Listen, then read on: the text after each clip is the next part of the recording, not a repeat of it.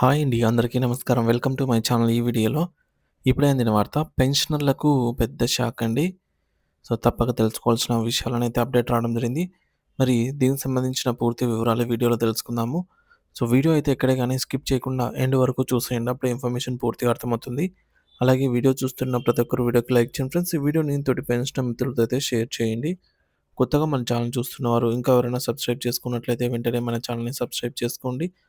దీని ద్వారా నేను చేసే లేటెస్ట్ వీడియోస్ అన్నీ మీ వరకు రీచ్ అవుతాయి. ఇక ఆలస్యం చేయకుండా వివరాల్లోకైతే వెళ్ళిపోదాము. ఫ్రెండ్స్ ఇక విషయానికొచ్చినట్లయితే, ఒక సామాన్యుడు ప్రభుత్వ ఉద్యోగిగా మారాలంటే ఎన్నో అడ్డంకులు దాటాలి.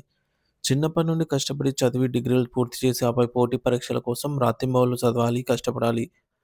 యూపీఎస్సీ, ఏపీఎస్సీ లేదా ఇతర డిపార్ట్‌మెంటల్ పరీక్షలలో వేలాది మందితో పోటీ పడి మెరిట్ సాధించాలి.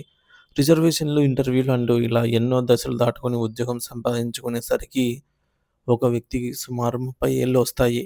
అక్కడి నుండి ఒక 30-32 ఏళ్ళు మరొక 32 ఏళ్ల వరకు ప్రభుత్వానికి సేవ చేసి దాదాపు 60 లేదా 62 ఏళ్లకు పదవీ విరమణ చేస్తారు. జీవితంలో అత్యంత కీలకమైన సమయాన్ని ప్రభుత్వ సేవకే అంకితం చేసిన ఉద్యోగి తన వృద్ధాప్యంలో ప్రశాంతంగా జీవించడానికి పెన్షన్ అనేది ఎంతో ముఖ్యం. కానీ ప్రస్తుతం ఆ పెన్షన్ విధానమే పెద్ద సమస్యగా మారిందిక్కడ. గత ఓల్డ్ పెన్షన్ స్కీమ్ ఓపీఎస్ ఉండేది గతంలో. దీనివల్ల రిటైర్ అయిన ఉద్యోగికి తన చివరి జీతంలో లాస్ట్ డ్రాన్ బేసిక్ పే ఏదైతే ఉంటుందో అందులో 50% పెన్షన్‌గా వచ్చేది. ప్రభుత్వమే పూర్తి బాధ్యత వహించేది కాబట్టి ఉద్యోగికి, అతడి కుటుంబానికి ఒక భరోసా ఉండేది. ఉద్యోగి చనిపోతే భార్యకు, ఆ తర్వాత అర్హులైన పిల్లలకు పెన్షన్ వచ్చేది. ఈ భద్రత చూస్తే ఐటీ రంగాల్లో లక్షల జీతాలున్నా సరే ప్రభుత్వ ఉద్యోగమే కావాలని యువత కోరుకునేవారు. కానీ 2004లో వచ్చినటువంటి కాంట్రిబ్యూటరీ పెన్షన్ స్కీమ్ సీపీఎస్ ఈ భద్రతను ప్రశ్నార్థకం చేసింది. ఇందులో ఉద్యోగి జీతం నుండి 10% కట్ చేసి ప్రభుత్వం మరొక 10% కలిపి షేర్ మార్కెట్‌లో లేదా మ్యూచువల్ ఫండ్స్‌లో పెడుతోంది. రిటైర్ అయ్యాక మార్కెట్ పరిస్థితిని బట్టి ఎంతొస్తుందో తెలియని అయోమయ పరిస్థితి నెలకొంది. దీనివల్ల ఉద్యోగుల్లో తీవ్ర ఆందోళన మొదలైంది. ఇదిలా ఉంటే ప్రభుత్వాలు పెన్షన్‌లు ఒక భారంగా భావిస్తున్నాయన్నమాట. అభివృద్ధి సంక్షేమం పేరుతో లక్షల కోట్లు ఖర్చులు చేస్తున్నటువంటి ప్రభుత్వాలు తమ కోసం పనిచేసిన ఉద్యోగుల సామాజిక భద్రతను మాత్రం విస్మరిస్తున్నాయి. ఎమ్మెల్యేలు, ఎంపీలు 5 ఏళ్ల పదవిలో ఉంటేనే చాలు వారికి జీవితాంతం పెన్షన్ వస్తుంది. ఒక వ్యక్తి ఎమ్మెల్యేగా, ఎంపీగా ఇలా ఎన్నిసార్లు గెలిస్తే అన్ని పెన్షన్లు పొందే వెసులుబాటు ఉంది. కానీ 35 ఏళ్లు పనిచేసి ప్రభుత్వానికి పనిచేసినటువంటి ఉద్యోగికి మాత్రం పెన్షన్ ఇవ్వడానికి ప్రభుత్వాలు లెక్కలు వేస్తున్నాయి. కాంట్రాక్టు, ఔట్‌సోర్సింగ్ ఉద్యోగుల పరిస్థితి మరీ దారుణంగా ఉంది. వాళ్లకు ఉద్యోగ భద్రతే లేదు. పెన్షన్ అసలే లేదు. ప్రస్తుతం పెన్షనర్లు ఎదుర్కొంటున్న మరో ప్రధాన సమస్య కమ్యూటేషన్ రికవరీ.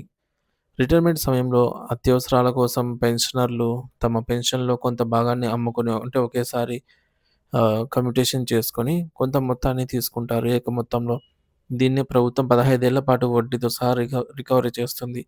అయితే అప్పు ఇచ్చినప్పుడు వడ్డీ రేటు 12% ఉంటే ఇప్పుడు మార్కెట్‌లో వడ్డీ రేటు 7% అంత రేట్లు లేవు. ఇప్పుడు 7%కి తగ్గిపోయినాయి.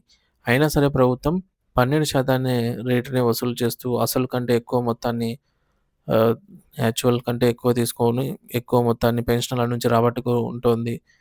గుజరాత్ వంటి రాష్ట్రాల్లో ఈ రికవరీ కాలాన్ని 13 ఏళ్లకు తగ్గించినా మన దగ్గర మాత్రం ఇంకా 15 ఏళ్లుగానే కొనసాగిస్తున్నారు. దీనివల్ల ఒక్కో పెన్షనర్‌కు లక్షల రూపాయలు నష్టపోతున్నారు. ఆరోగ్య భద్రత విషయంలో కూడా పెన్షనర్లను వేధిస్తోంది. ప్రతి నెల పెన్షన్ నుండి ఆరోగ్య పథకం కోసం డబ్బులు కట్ చేస్తున్నా ఎంపానల్డ్ హాస్పిటల్స్‌లో నగదు రహిత చికిత్స అందటం లేదు. అత్యవసర సమయాల్లో చేతికి డబ్బులు ఖర్చు పెట్టుకొని ఆ బిల్లుల రీయింబర్స్‌మెంట్ కోసం నెలల తరబడి ప్రభుత్వ కార్యాలయాల చుట్టూ తిరగాల్సి వస్తోంది. చివరికి అంత్యక్రియల కోసం కూడా ప్రభుత్వం ఇచ్చే డబ్బులు కూడా సకాలంలో రావటం లేదు.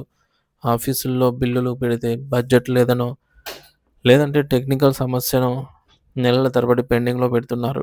దీనికి తోడు ఇటీవల కేంద్రం తెచ్చినటువంటి వాలిడేషన్ యాక్ట్ ద్వారా నాన్ కాంట్రిబ్యూటరీ పెన్షనర్లు ఓపీఎస్ కూడా సమీక్షించే అవకాశం ఉందని పెన్షనర్ల సంఘాలు ఆందోళన చెందుతున్నాయి. అంటే భవిష్యత్తులో ఓపీఎస్ పెన్షనర్లలో కూడా కోతలు విధించే ప్రమాదం ఉన్నందున అనుమానాలైతే వ్యక్తమవుతున్నాయి. న్యాయస్థానాలు పెన్షన్ అనేది ఉద్యోగి యొక్క హక్కు అని, అది ప్రభుత్వం భిక్ష కాదని ఎప్పుడో తేల్చి చెప్పాయి. అయినా సరే ప్రభుత్వాలు మారినప్పుడల్లా కొత్త నిబంధనలతో ఉద్యోగులను, పెన్షనర్లను భయభ్రాంతులకు గురిచేస్తున్నాయి.